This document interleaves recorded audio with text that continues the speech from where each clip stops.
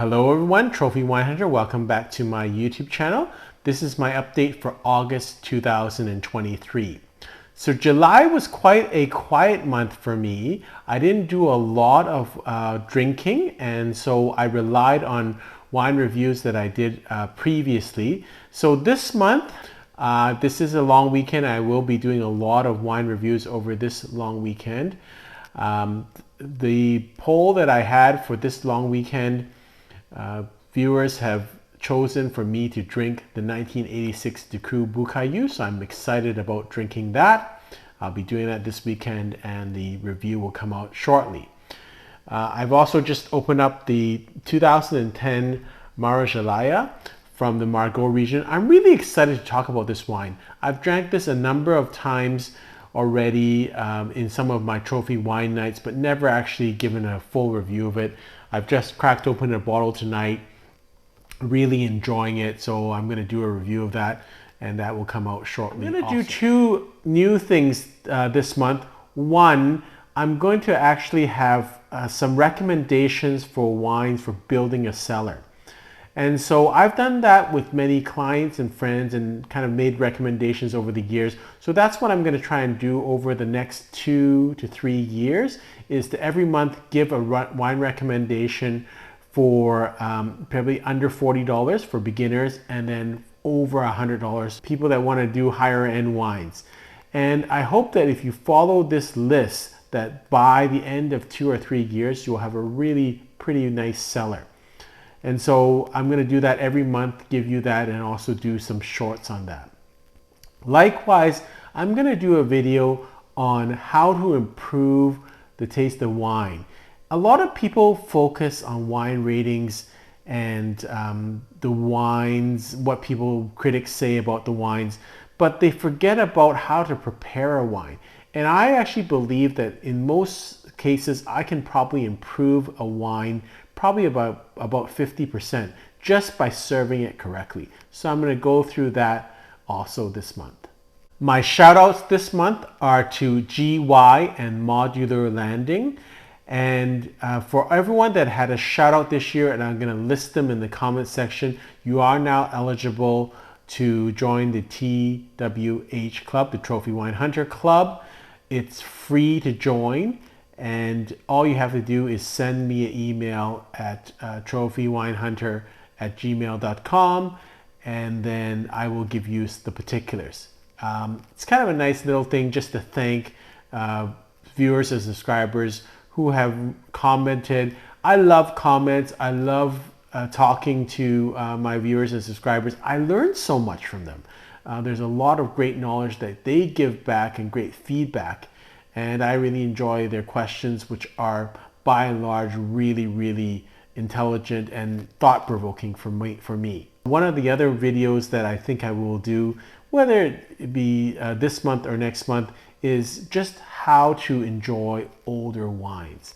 And it's a really different mindset than newer wines. I also would love to do a video on the 2022 Bordeaux vintage and my views. It's always good to have opposite views. I know a lot of people think this is a very stellar vintage, so I've got a kind of a contrarian view, so it'll be interesting, looking at the video in 5 or 6 years, whether I've got egg on my face or whether I'm correct. So I'll try to put that video together also this month. Every month I try and talk a little bit about some wine knowledge, and this month I want to focus again on a topic that I've talked about many times, and that's wine ratings. As you know, with each wine that I drink, I do a wine rating, but I want to be clear, that's a wine rating that's personal to me, and I just do it because it makes it easier for people to kind of see or distinguish what in my mind is better for my palate. So when I rate something 95 points and I rate another wine 92 points, that just means that I prefer that wine for my palate. It doesn't mean that is a rating for everyone. But what will happen is that if you agree with my palate, then maybe you will also like the same wines that I do. And that's kind of what I do with wine ratings.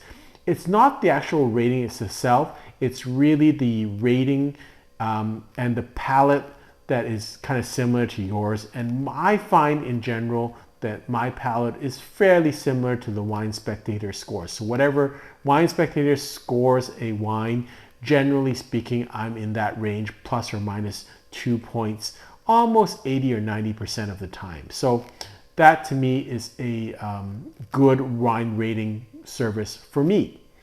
And so I think sometimes people get caught up in wine ratings and just chase wine ratings. So it's not one of these things where you super score a wine rating. So you don't go and take the best score that you can find for each wine, and then, you know, this, for instance, for a certain wine, you look at the best score from Wine Spectator, and then the next wine, because it scores low from Wine Spectator, you look at Robert Parker. That's not how wine works. I think the better approach when you're looking at wine scores, particularly when you're a beginner, is to look at them, then taste for yourself and see if that is agreeable to your palate. And if it's not, then move on to the next person. And generally you'll find that there perhaps will be 1 or 2 or maybe at most 3 people that you kind of agree with. And so that's, for me, the use of wine ratings. I have said this before, but we have to realize that wine ratings are meant to sell wine. That's why you see, by and large, I would say 90% of the wine ratings or wine reviews out there are for current wines that you have in the market. You very rarely, you do, but very rarely see reviews of Chateau Marjalaya 2010, because that's not useful to the market people. And let's be honest, most wine rating and most wine experts are there to sell wine. So we have to take that with a grain of salt. And the other thing you have to realize is most wine rating systems are done by wine experts.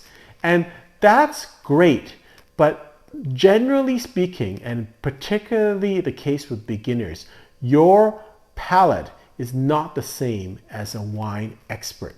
So although they may be technically correct, this wine may be technically correct, that has nothing to do with how much you enjoy the wine. So wine critics, by and large, are assessing wines based on technical characteristics, how the tannins are, how this goes. They're not assessing on taste. Like, how much do I like the wine? That's kind of, for them, not empirical. And so that's generally how consumers taste. Generally, consumers don't really care whether it's organic or not, how many barrels they use, how long it's aged, what type of fermentation. They just want to know, does it taste good?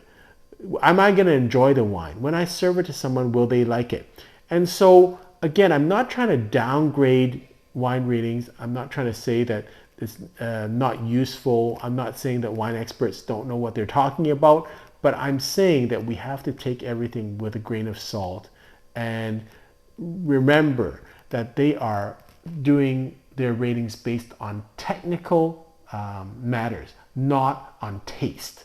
It's not how much they enjoy the wine, it's how much they assess it based on criteria that they have learned through their wine skills or their wine knowledge. So it's a totally different thing. And I think sometimes consumers get caught up in that and they believe that they are also wine experts or wine critics. I think I know a little bit about wine, but in no way am I close to any of these in terms of the expertise, the technical expertise, to any of these other wine experts. Not even close. Having said that, I know what I like, and I think that I'm like most consumers. So I think that when I say that I enjoy a wine, I think that a lot of times consumers or regular drinkers will also enjoy the wine. And so that's all I'm saying in terms of, let's take everything with a grain of salt and do not, just because someone rates a wine 85 points or 89 points, say, well, I'm not buying that wine. And likewise, do not just because a wine is 95 points or 93 points, think it's great. Taste the wine. It's okay to not like a 95-point wine. It's okay to really like an 85-point wine. It's not the end all and be all. And I really encourage people to use wine ratings or wine experts or wine knowledge as a reference point, as a framework, but not as an end all and be all, not like your textbook or your Bible for wine. I really encourage people to have their own experience with wine, and it's okay. That's kind of my spiel this month, and I've said this many times, I really encourage people to do that because that makes wine accessible. There is no such thing as a wine for, experts and a wine for beginners. Everyone can enjoy a great wine. Everyone can enjoy a value wine.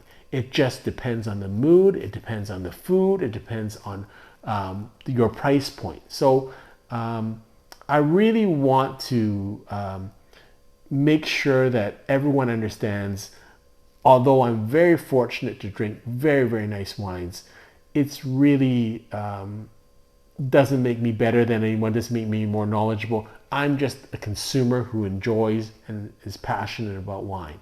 And that's the really only thing that matters. It's great to have wine knowledge, but likewise, I don't think if someone doesn't have wine knowledge or doesn't want to learn any more about wine, that they should be somehow devalued. Hope you enjoyed this video, and I hope you will continue to watch my video. And the last part of this video will be for my consumers in BC, what's new, what's on sale in BC. I know that a lot of people actually do enjoy this, even though this part of the video, even though they are not in BC, because they kind of like to know what the prices are here. But the added factor now that each month I will choose one wine, again, that's under $40 and one wine that's over $100, where you can build your cellar, and I'll try and give you a little explanation why I think these are great wines. Hope you enjoyed this video. Until next time, happy drinking. So here is what is new and on sale at BC Liquor Stores this month. The first wine is a white wine. It is from South Africa. It is the Tanya and Vincent Carême Terra Brûlée LeBlanc 2021 Chenin Blanc from South Africa. And in particular, it is from the Swartland area in South Africa. So Vincent and Tanya are kind of Chenin Blanc experts, and so they have wineries in the Loire Valley in France, and now they've taken their expertise to South Africa, and namely Swartland. So it's reduced this month from $23.99 to $17.99. Picture the 2021 vintage. If you can get the 2020 vintage, it's 1 point higher, 90 points compared to 89. But both vintages are easily accessible and great wines. Next wine is my cellar pick of the month for people who are looking for a cellar under $40. This is on sale, $29.99, reduced to $25.99. This is the Chapoutier 2020 Crozes Hermitage Les Meysonniers. Always a great value. I have a previous review of a previous vintage, still same score, 93-point Wine Spectator. It's just a really solid wine and really affordable, especially if you've got a reduction this month. Always great, 100% Syrah, ageable, and Northern Rhone wine, which are more expensive than Southern Rhone wine. So great producer. I'm not sure why the price is so reasonable on this wine. It's always been one of my favorites and very, very affordable. Next wine is from Portugal. It's Casa Santos Limo 2019 Quid Pro Quo from Alejandro region. It is a blend of Touriga Nacional, Tinto Reyes, Syrah, and Alicante Bouschet. Please check the vintage because this 2019 was a the best of the vintages compared to 2019, 2020, 2021. And BC Liquor Stores has different vintages in different locations. So please check for the 2019 vintage. That's the one I could recommend. A steal at from $15.99 to $12.99, but only for the 2019 vintage. I don't think the 20 and 21 vintages are as strong, so it wouldn't be as good a value. This is my cellar pick for people who are willing to spend over $100, but actually it's maybe actually under $100. So this is the Aurelio Centimo 2016 Rocco de Annunziata Barolo, 95-point Wine Spectator rating. But I think the liquor store in this situation has priced this incorrectly. So if you see on this, they put it in the wrong spot. This is actually the price for the Reserva, and I think the price should be $72.99, which is an absolute steal for this wine. Again, make sure you're getting the just the regular, not the Reserva, and it's the Rocco Annunziata instead of the Reserva, which doesn't say the words Rocco Annunziata. Rocco Annunziata is a MGA or sub-region, and again, 95-point Wine Spectator for under $100 is just a steal. And this is a classic Barolo producer. I have reviewed a previous vintage of this, which I'll put at the end of this video, but a great deal for your cellar. And my last wine is a value Malbec, and I love Malbec, and it can be very inexpensive and very good value. So this is the producer is Zorzal. It's their 2020 Malbec from the Gualtari region, Terroir Unico. 91-point Wine Spectator, and reduced this month from $20.99 to $15.99. So almost like a 25% reduction. I like this. Really good drinking wine, everyday wine, not too expensive, won't break your budget, but great quality. And always Malbec, to me, provides great quality for the price. Hope you've enjoyed this review, and until next time, happy drinking.